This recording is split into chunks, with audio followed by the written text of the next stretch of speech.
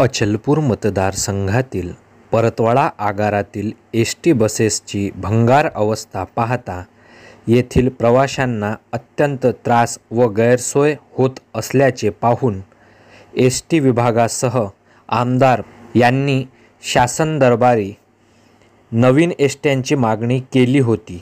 त्यावर शासनाने महाराष्ट्र राज्य मार्ग परिवहन महामंडळाच्या वतीने 5 नवीन अशोक लेलँड कंपनीच्या डिझेल व्हेरियंटच्या नवीन 5 एस टी बसेस परतवाडा आगाराला दिल्या।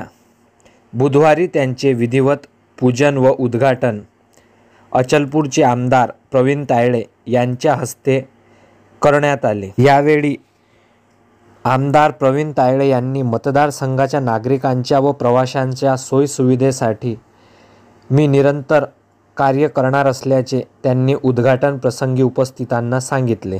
तसेच त्यांनी यावेळी नवीन एस टी चालवली हे पाहून उपस्थित आश्चर्यचकित झाले।